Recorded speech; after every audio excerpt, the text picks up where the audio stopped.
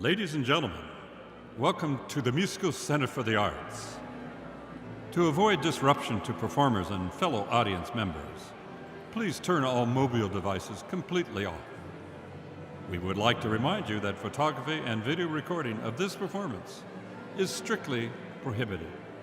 Also, take a moment and locate the nearest emergency exit to your seating area. Thank you, and enjoy the performance.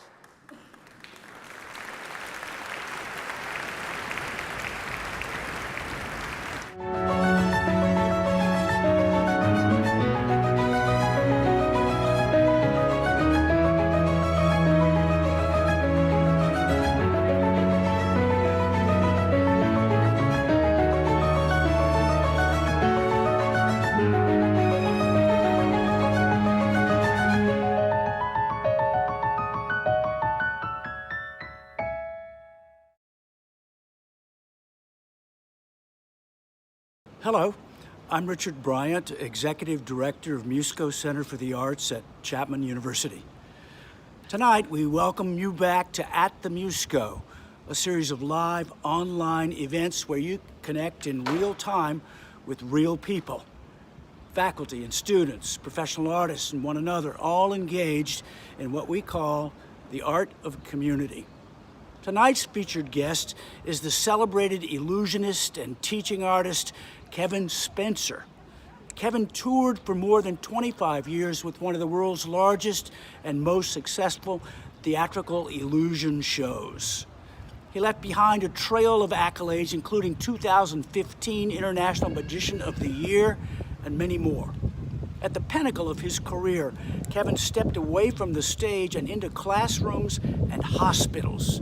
As an educator, artist, and creative entrepreneur, he uses his own magic therapy to create inclusive communities where everyone shares an authentic sense of belonging. Kevin's magic therapy concepts have now been adopted in more than 2,200 facilities in 30 countries. Last February, as a part of Musco's Leap of Art performance series, Kevin anchored our Illusion Week with Chapman students and faculty from the Crean College of Health and Behavioral Sciences and the Institute for Brain Sciences. Kevin also went over to the Children's Hospital of Orange County and worked with the neurology and psychology departments. He was so well received, we've already invited him back for next year, but we just couldn't wait. So tonight, at the Musco, we're proud to present Magic and Healing, a conversation with Kevin Spencer. And here's your host, Musco Center's Napoleon Gladney. Thank you, Richard. Good evening and welcome to At the Musco. I'm Napoleon, your host this evening. If this is your first time joining us, welcome. Please take a moment to like, follow, and subscribe on Facebook, Instagram, and YouTube. You can also join our email list at muscocenter.org. We have received some brilliant questions from our viewers that will be included in tonight's conversation. Please take those burning questions out on the chat and let us know what you're thinking and what you're feeling tonight. We'll try to get those questions answered at the end of our conversation with Kevin. So let's get started.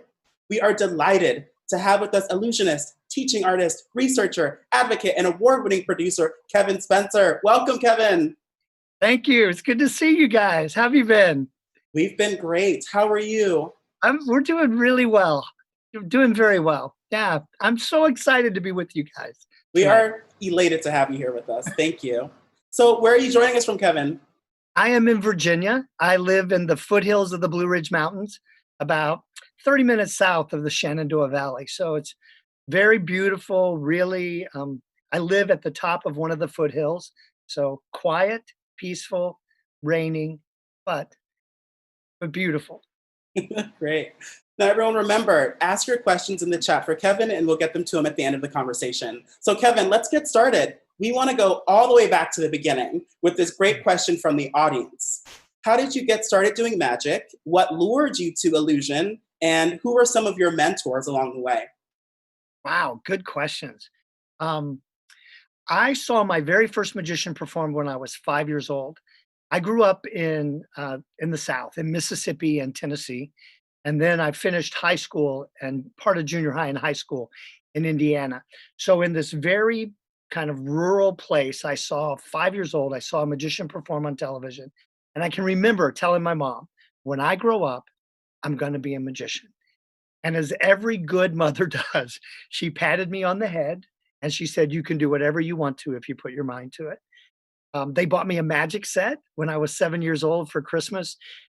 And that was it. I started learning all of those little tricks. I carried them to elementary school and junior high school with me.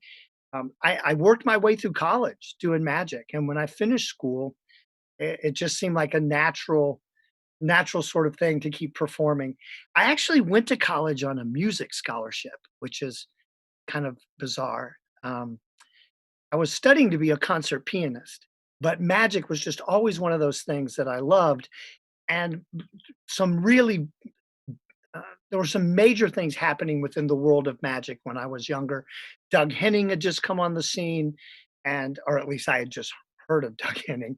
He had just done a Broadway show, the Magic Show on Broadway had been nominated for several Tony Awards, and he was doing some television specials, and it wasn't the kind of magic that we had seen before. I mean, I'm the perfect example right now in this black. This is the way magic used to be, right? You'd see a guy in a tux and his top hat and his gloves, and he'd make some birds appear, and it was all done in this blackness. And Doug Henning came out, and he was this hippie, this guy with long hair and buck teeth and rainbows and unicorns, and everything was bright and nothing was hidden. And I was captivated because I thought, he's not hiding anything. How is he doing all of that magic and not hiding anything? And when I was in college, Doug was kind of tapering out towards the end of his career. And I came back home on a break, and he was performing in a town called Maryville, Indiana. And a big theater, Holiday Star Theater, was about 3,800 seats, and it was sold out. And I got a ticket. And I took a friend, and I was 18 and naive. And I sat down and I wrote a little note that just said, Dear Mr. Henning, I'd really love to do this for a job. Any advice you could give me would be appreciated. And I signed my name and I gave it to an usher. And the usher was like, what do you want me to do with this? And I was like, could you just get it to somebody backstage? So he came back a few minutes later and he says, look, I gave it to somebody, kid, but the best thing I can tell you is go to the stage door at the end of the show. And if he's going to see anybody, he'll look for you there. So I went to the stage door. Me and my buddy went to the stage door, and there were about 300 people all at the stage door, all of whom had set up notes just like I did. Magic clubs from Northwest Indiana and Chicago. And I still had about an hour and a half drive back to my house. So I looked at my buddy and said, we should go. And he said, all right. So we turned around, and literally just as I put my hand on the door and started to leave, everybody got really quiet. And I turned around, and this guy had come out of the dressing room area, the backstage area. And he said, is Kevin Spencer here? And I said, that's me. And he said, Mr. Henning would like to see you in his dressing room. And yeah, it blew me away. So it was like the Red Sea. These people just parted, and I walked down the middle of these guys and went backstage and spent a couple of hours talking to Doug and to his production team and his business manager. And we just struck up a really great friendship. And Doug was very influential, very helpful for me in my career. Just a really genuine, down to earth, sincere guy. The same person that you saw on the stage was exactly the guy that I was talking to. And so he made a huge impression on me. I really love that origin story, if you will. You spoke about being a pianist. Are there any connections between magic and being a musician other than the obvious, finger related dexterity things? Sure. You know what? So there are some really cool, I don't want to get like really geeky, but there are some really cool things that happen within our brain, right? The way our brain develops around the way we use our hands. And I think for me, what I loved about music is exactly what I love about magic. There are a dozen different ways to cut somebody in half, right? there are. So, uh, and it's like what you do with that as a performer. That's what makes you different. If we all cut somebody in half the same way, you get really bored with that. And I felt the same way about music. It, it was what you brought to the music. I I had a very good friend, and she was an amazing pianist, and still a very good friend of mine today. And our styles were very different. We had the same piano teacher, and she was so technical. You could put any piece of music in front of her and she could play it. Her sight reading skills were just unbelievable. And she would play it perfectly. Me, I was not a good sight reader, but I would sit there and I would learn it. And then I felt like I had to interpret that, right? I needed to put, I needed to feel what it was that I was playing on this on the piano. It didn't. I just didn't want it to be technical, and I think that kind of feeling really influenced the way I performed as a magician. I always believed that magic had the potential to move an audience emotionally and intellectually in the same way as great music or theater or dance. But most magicians never take the time to present it that way because they forget that it's not about the trick. It's not the trick, it's what you do with the trick and how you connect with your audience.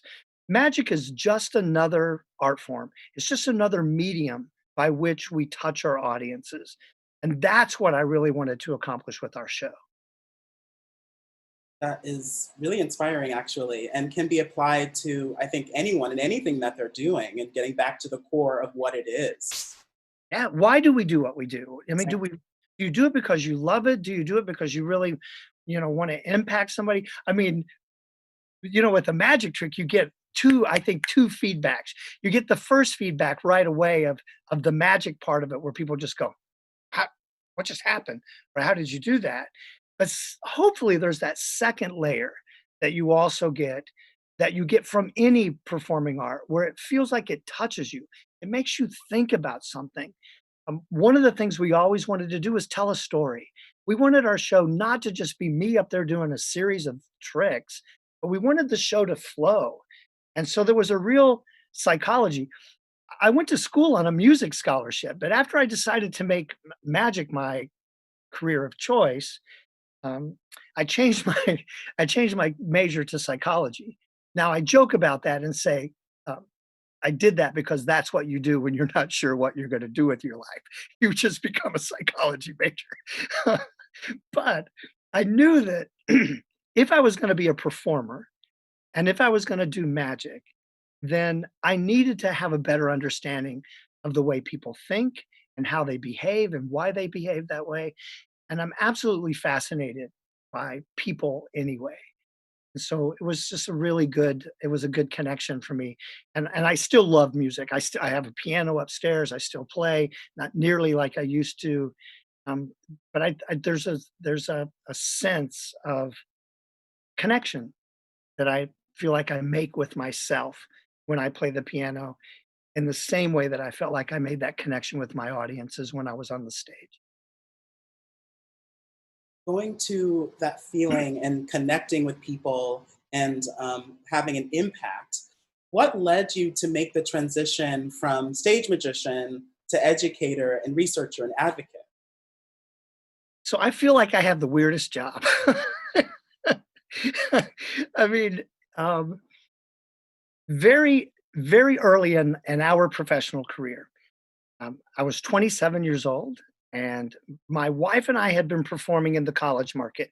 So we weren't in the performing arts industry at that time. Right out of college, we decided that we wanted to perform anywhere we could go to get work, right? And somebody told us about, oh, you could work on college and university campuses, working with student activities and that sort of thing. So the first 10 years of my career were all spent on college and university campuses, mostly performing in the student unions or the student center on a portable stage, stuck in the ballroom or something like that. But I got to do some cool shows. I did parents' weekends and little Sibs weekends and college for a weekend. And it gave us an opportunity to really polish and build a show that would work in the performing arts industry. And we did really well in the college market. We were campus entertainers of the year twice. We beat out the Indigo Girls one time. I know. uh, and then I was in a really bad automobile accident, and it just seemed like everything came to a unexpected halt. The car I was in was hit by a tractor trailer, and I woke up in neurological intensive care with a brain injury and a lower spinal cord injury. And everything at that point just changed for us. So I was in rehab for a long time, just working hard to regain all the skills that I'd lost as a result of the accident. And magic became just a really important way back for me. And I realized how much magic meant for me in being able to uh, develop my fine motor dexterity again. And it was motivating, right? I was being asked to do things in traditional rehab, like picking up marbles and putting them in a glass or, things like that. Well, first of all, that's just boring. But secondly, when you can't do it, when you don't have the fine motor dexterity to pick up a marble and put it in the glass, what it does for you as a patient is it really reminds you of how broken you are. And so that was difficult. But when you learn a magic trick, it's so cool because there's an expectation that I should know how to pick up a marble and put it in a glass.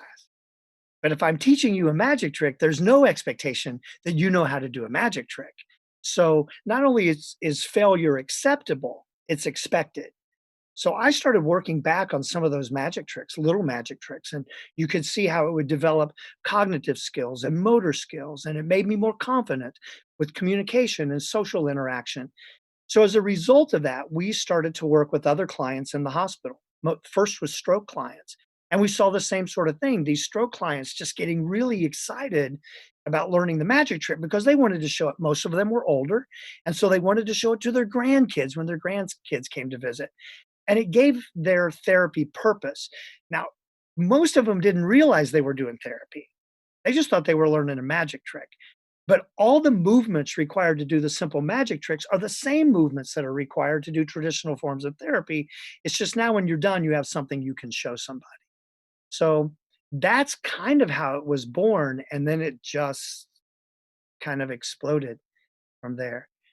Started at our little hospital here in Virginia, in the same hospital I did my rehab in. And then it kind of grew to a couple of other hospitals in the area. And then we started working with traumatic brain injury clients at a big rehab center a couple hours north of us. And then NBC4 in Washington, D.C. wanted to do a story on it. We were like, oh, yeah, sure, that'd be cool. So they did that. And before we knew it, this was pre-email days. We came off the road one time, and we had about 3,500 letters waiting for us from occupational therapists all across the country saying, what is this program? Can you tell us what this is about? And so that was the beginning of the magic therapy program. Mm, that's really amazing. Is that the Healing of Magic program? Yes. Okay. Yes. And can you speak about where the reach that it's had? How many places have you had this program in? Is it still active? It's very active.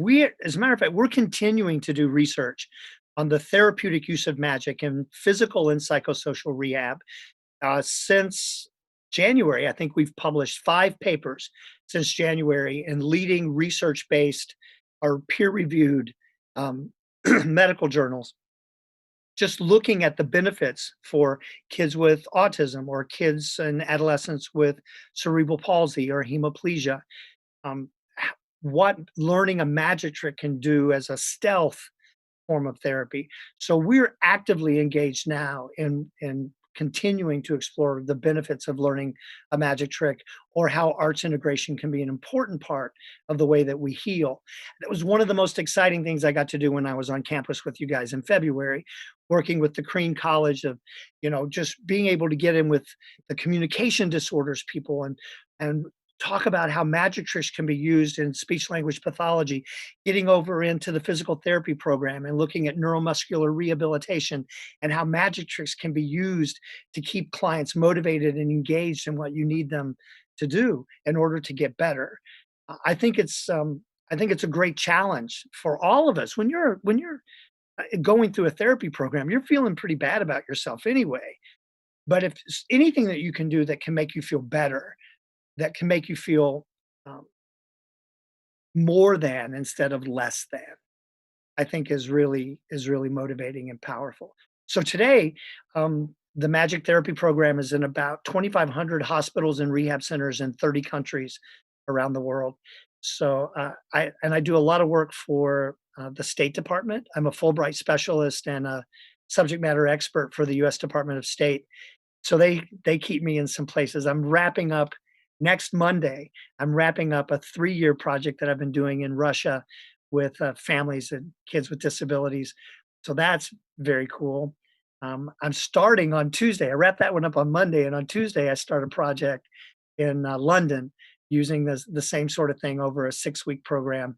And we launch our virtual magic camp for kids with disabilities through the University of Alabama, Birmingham on Monday too. So still continuing to kind of see how we can deliver this protocol in the era of COVID and to see and makes interesting research, right? If we can do it live and in person, can we also do it virtually and get the same sort of results? So Wow. I think that the reach and the expansion of your programming has impacted so many people. And we actually have a really great video of a young man that you've mentored. His name is Tristan. Let's take a look at that video of Tristan. Yeah, they always say, like, why do you have a broken hand? They always say that. I don't have a broken hand, do I? It's just hemiplegia, isn't it? Welcome to the magic show. I am going to make the ball drop through the cup.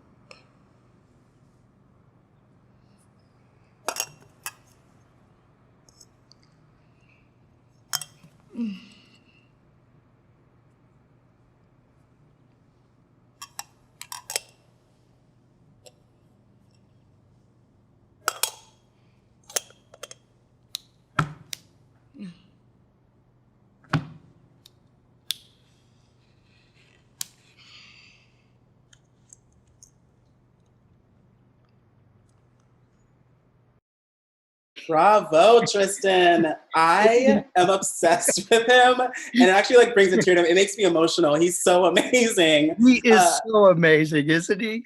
Ah. I'm in awe. I really am. Can you tell us about Tristan's story and your impact that you had on other youth like him?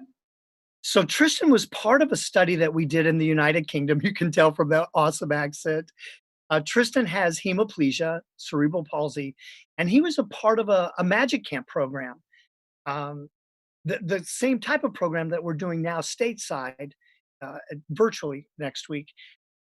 So Tristan was 9 years old from a rural part of England. He'd never actually seen anybody before, met anyone else who had cerebral palsy. So he comes walking into this room the first day, and there's 24 other kids that are just like him. And all of a sudden he recognizes that he's not alone in the world. And so over the next couple of weeks, we work on teaching him these magic tricks. And what I love about that video is, first of all, he talks so confidently about the fact that I don't have a broken hand, do I? Being able to accept that this is my limitation, but it doesn't mean that it has to limit me as a person. And I'm going to show you because I'm going to do this really cool magic trick.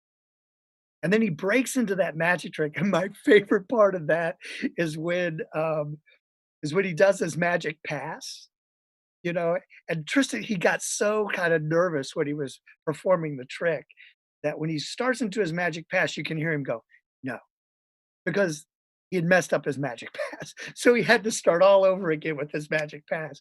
But oh my gosh, that smile at the end when he lifts the cuff up, it's like, ah. So Tristan is part of a documentary called Powerful Medicine, Simply Magic. One of the things that, because we work in the world of entertainment, right? One of the things that we always would do is your presenters, arts professionals expect you to have a video. So we all have videos as performers. And I kept thinking, if I want this program, this magic therapy program, to really go someplace, I need to be able to put together a 2-minute promo video that I can show to people like the folks over at Crean College or people like Richard and say, this is what this program is about. So we had been videotaping, filming a lot of the clients that we had worked with in the hopes that we could put together a 2-minute video. So I took this to a really good friend of mine named, he's got an awesome name. His name is Mwita Chacha. Isn't that a great name? He's he's from Tanzania. His middle name is Timothy, but we don't call him that. So I took all this footage to Mwita and said, "Can you put this together into a 2-minute video for me?" And he's a brilliant editor. He called me back about a week later. He said, "Kevin, there's something really special here." And he said, "I'd love to put this together as a short documentary." So he did. It's literally 22 minutes long, and it features so many of these amazing people like Tristan who have overcome really incredible obstacles in their lives using magic as a way to keep them motivated and engaged. When we produced that documentary, we produced it thinking we'd be just mostly sharing that with university um, medical programs and that sort of thing. But we decided that we would throw it out to a couple of film festivals. And the very first film festival we put it in, it got selected and then it won Best Short Documentary Award. And we're like, what? So we submitted it to a couple of other places. And today it's earned 18 Best Short Documentary Awards, including the International Humanitarian Platinum Award from the United Nations. So, yeah, thank you. We were pretty excited. Never thought it would do that. Do you have any other film projects like that lined up for documentary style things? We are working on another documentary, following kind of the same sort of path. What I'd like to do is move and start to really focus on the work that we're doing in the autism community. We've kind of focused on physical disability and developmental disability, but we'd really like to focus on kind of the work that we've been doing around autism because magic has been really incredible working with these kids, allowing them to build some confidence, but also getting them to understand things like theory of mind, the concept that you and I think differently. And magic is the perfect way to do that because if when you learn a magic trick, when I'm doing the trick, I'm seeing this, but you're seeing this, something completely different. And so it allows us to show a child with autism that you see something that's completely different than what other people see. And they see something completely different than what you're seeing. And that translates over into other parts of their lives. And kids with autism often have trouble with fine motor dexterity or gross motor coordination, maybe planning and sequencing or communication or socialization. And so with the magic trick, it gives them an opportunity to understand there's a beginning and a middle and an end to conversation and asking people, hey, can I show you a magic trick? And then showing them the trick and helping them build their social skills and communication skills. So that's where we're kind of headed with the next film project. Really enjoy that. Are there any magic tricks or ways to start using magic as a way to heal in this current moment we have right now? You know, so many people are feeling isolation, unemployment, fear, and the people that are recovering from, you know, this illness. Are there any opportunities or advice that you can offer us at home to use magic as a way in to start healing? One of the great things that I love about the art of magic that I think is different than music or dance or theater is the way that it taps our curiosity. I mean, who doesn't want to know the secret to a magic trick?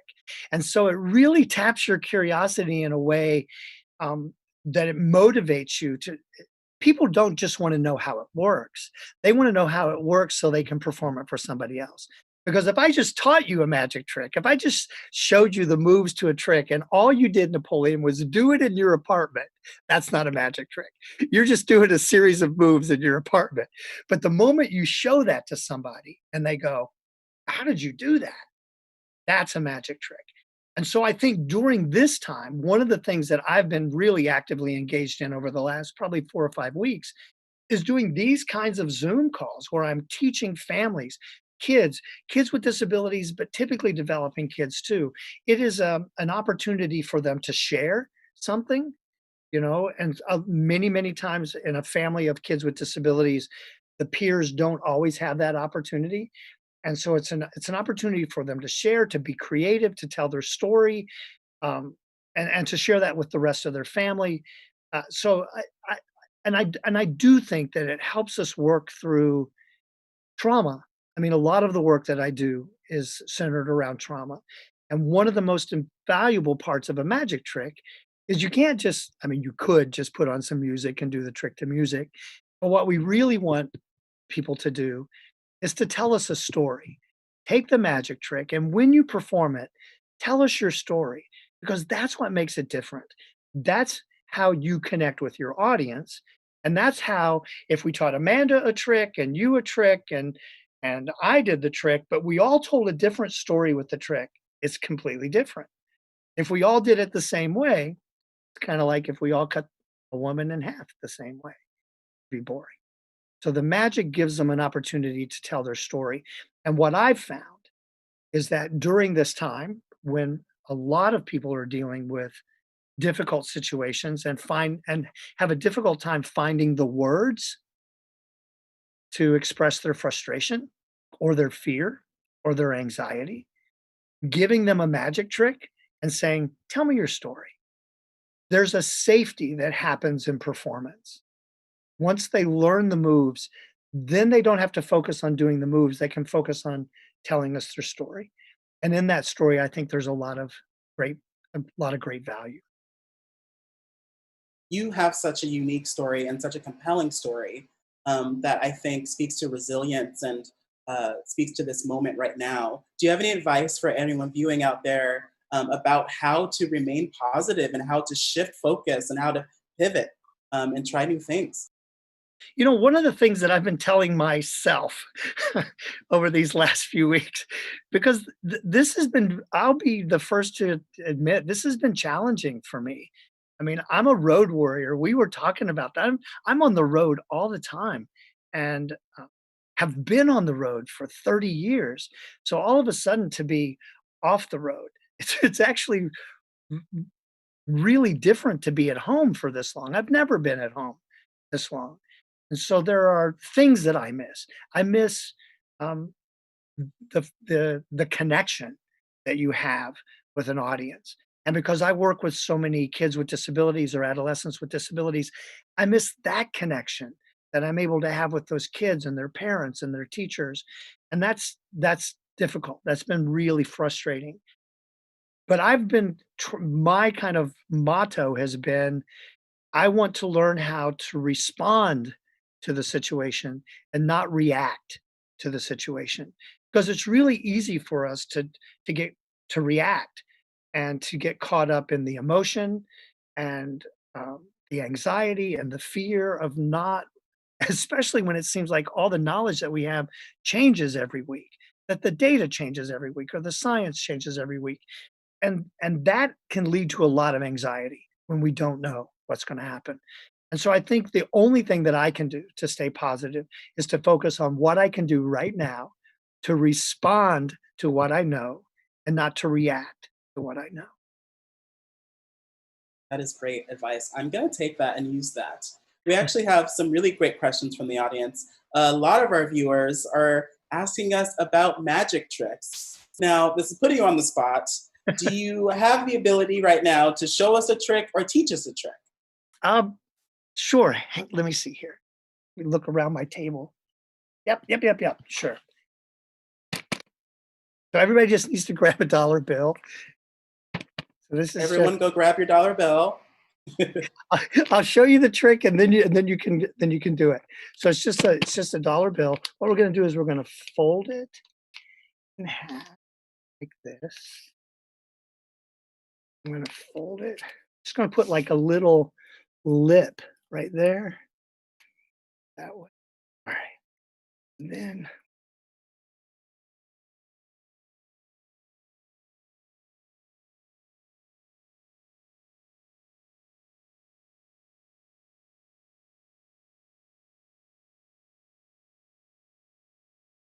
Whoa. cool. Wow. Do you want me to show you how it works? I think we would love that. Yes. You need a nickel Okay, we need a nickel and a dollar. and a dollar. Okay. All right. So what you're going to do is when I'm showing you the dollar bill, I've actually got the nickel right back here, and I'm holding it behind my thumb right there.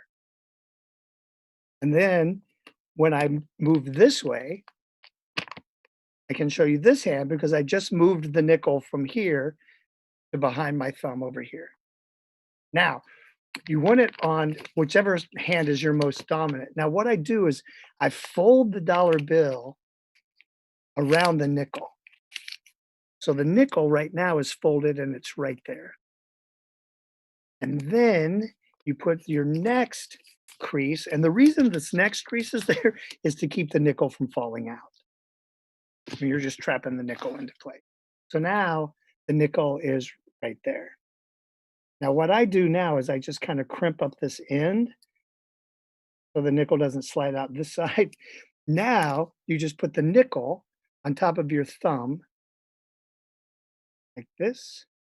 And then when you open your hand, it looks like it's balancing right there because the nickel is right.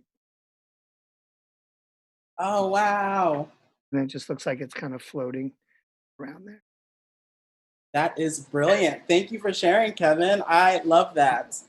You know what? If they want to look, if any of these guys would like to learn some magic tricks, there's a whole, I have 10 that free. They can go to a website, just hocusfocusmagicclub.com. And there's 10 free magic tricks there that use things that you've got around the house: dollar bills, paper clips, nickels, pieces of rope or string, how to float your kitchen knife or your fork at dinner table, or just anything like that. Just Hocus Focus Magic Club. They can go there and there's a bunch of lessons. We also have some questions about other resources. You can check out Hocus Focus. Do you have any recommendations for books or other viewing that people can use, especially for working with children with disabilities? So there are the two websites.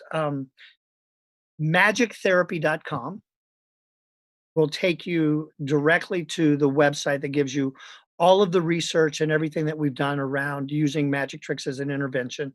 So magichtherapy.com. And on that website, there's a tab there for resources. Just click on that and it'll take you to some tricks that you can download. There is a book. I do have a manual that has about 65 different magic tricks in it, already complete with their therapeutic goals. I work with a lot of PTs, OTs, speech paths, and developing those goals. So those are all right there. There's a DVD that they can grab there as well. And then Hocus Focus Education. The program's kind of divided into two segments. When I first started doing this, really it was focused around healthcare. And then I started working with kids. When my wife and I were performers, we didn't really perform for kids. Our show was kind of an adult, sophisticated magic show. You could bring your kids. It was very family friendly, but most people didn't. They just came as a theater sort of production. So, because I never worked with kids, I'd never worked with kids really in the magic therapy program either. I worked with young adults, mostly traumatic brain injury, spinal cord injury, or with older adults, stroke, accident, that sort of thing. But I was doing a series of workshops at a hospital in South Florida. And I'd done 3 days of workshops, and then it was followed up with 3 performances at the Performing Arts Center. And when I finished these workshops, the head of the rehab program asked me if I could model the project for some of their therapists and work with some of their clients. And so I walked into this room and there was a kid. There was a 9-year-old boy sitting in this room. And, and I turned right around and walked right back out. And I said, "That's a kid." And they went, "Yeah, we're a pediatric rehab hospital." And I went, totally missed that in the name. Didn't realize it was pediatric. So I thought, it's magic tricks. This kid's going to love it. So I went in and I showed this little boy, he was about 9 or 10, showed him the very first magic trick. And I got nothing. He didn't laugh. He didn't go, "Wow." He didn't do anything. Just no response at all. What he did do is he sat there and he looked at me, and then he very slowly came at me like this until his nose was just practically touching my nose, and then he sat back down. And I was like, "I don't even know what that is." So I went to do the next trick, and he goes, "Wait, can you teach me that?"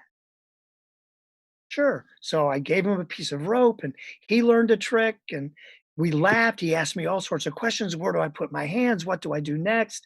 So he learned the rope trick. And then I taught him a trick with a dollar bill and some paper clips. And again, he was asking me all sorts of questions and we were having fun.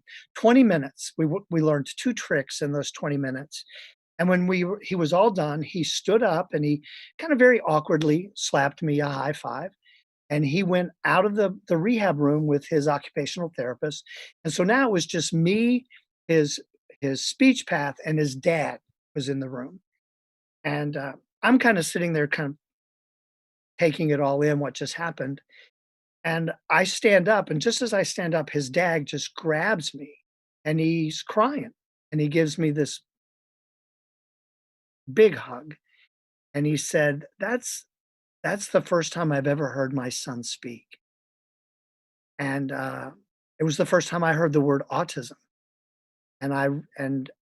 Clearly the young boy had speech, and he was talking to somebody. He didn't just magically develop speech, but he had never talked to his mom or dad. They had never heard him talk before. His speech path had said she'd only heard him say 1 or 2 words. None of them knew that he had the ability to put together sentences. And even though they weren't great sentences, he what it boiled down to was he wanted to learn the magic trick. And in order to learn the magic trick, he had to engage with me in conversation. He had to ask me questions. And so that was worth it for him. And I think that speaks volumes about motivation and the importance of motivation, not just in rehab, but motivation in everything that we do, right? In motivation in learning, motivation in medicine, motivation in our work. We have to be motivated to do the things that we want to do. And if we're not, it's just not going to happen. And so that when I worked with that little boy, I realized he changed everything for me. And so the magic therapy program stayed focused in as a healthcare related program. And then we created Hocus Focus. And Hocus Focus is a project that works in the school systems with special education teachers, occupational therapists, and speech language pathologists in the schools. And the difference is with the magic tricks in Hocus Focus, not only do you learn the magic tricks so that you're working on functional skills like fine and gross motor coordination or planning and sequencing, those sorts of things, but every magic trick in that program is also connected to academic content. So you'll learn it's connected to math, science, language arts, or history. So a teacher can use a magic trick to teach a math concept or a science concept or a language arts concept. They can just do it in a way that's fun and engaging and motivating. So it seems like Hocus Focus is like the crossroads between curiosity and motivation and education and play. That's perfect. Yeah. I like that. I'm taking that. You can have it. You can have it. Because that was perfect. That's exactly what it is. Are there any other lessons you've learned that have impacted your work from youth? It seems like this whole shift to Hocus Focus has totally changed your path and the work that you're doing by working with this specific population. Are there any other lessons that you've gleaned? You know what? The thing that I have learned the most is about resilience. How absolutely resilient these kids are. These kids with disabilities, they almost go through every single day of their lives being told what they're doing is wrong. Don't do that. That's not right. Don't do it that way. and yet their resilience to keep trying and to do it again and to do it again. So resilience is the first thing that I've learned from them. The second thing that I've learned from them is be proud. They're so proud. When they master a magic trick, they are the first people to be up in front of the video camera so that you can video them, or they're the first person that's like, "Oh, can I show this trick to the principal?" or whatever, because they're so proud of their accomplishment. And I think it's really important when we work hard to accomplish a goal. I don't think that we should just kind of tick the box and say, "Okay, that one's done," or mark it off of our to-do list. We should celebrate that. We should celebrate our accomplishments, celebrate our own resilience, because right now it takes a lot of resilience right now. And we should be celebrating every single day, every moment that we have, that we say, "I ticked that box. I'm celebrating today. This was a good day." I think that is actually a great way to end this conversation. I am so inspired, and I think everyone that's viewing this is so inspired by you, Kevin. And I'm just so thankful that you took the time to join us today. It was my pleasure. This has been so much fun, and it really does feel like I'm just right there with you guys. Good. That's how we want it to feel. We're all in this together in real time with real people, and it's about human connection. Kevin, do you have any final words that you would like to share with our audience? If people want to reach out to me, my email addresses and phone numbers are all over my website. If somebody feels like during this time they'd like to reach out to me and say, "Hey, I'm interested in doing this work with my kids, or this work with my brothers and sisters, or this work with some of the kids in my neighborhood," please drop me an email, give me a call. My numbers are there. Check out the websites, whatever I can do. Um, I'm home.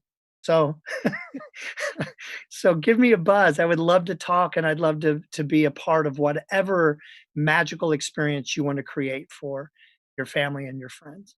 Kevin, can you remind us of what your website is and where we can also find you on social media? Sure. Magictherapy.com, hocusfocuseducation.com. My personal website that kind of connects to all of those is kevinspencerlive.com. Social media, easy. My Facebook page, Kevin W. Spencer. Instagram, I'd love for you to follow me on Instagram, is easy. Magic Guy 2012 is my Instagram. And then you can grab me on Twitter at Kevin Spencer 72. Perfect. Now we know where to find you and stay up to date with what's going on with you, and reach out to you if we Please. need some magic support. Absolutely. Please, please, please feel free to reach out to me. Thank you again, Kevin. We really appreciate you being here with us. Thank you very much. It's great to see you guys. So the Musco Center Creative Fund makes At the Musco online programs like this possible, while also helping to fund the presentation of world-class artists, ensembles, and speakers on our stages. Please consider donating today at muscocenter.org. On behalf of Musco Center for the Arts and Chapman University, thank you for joining us at the Musco. We hope to see you soon, and have a great night. Bye.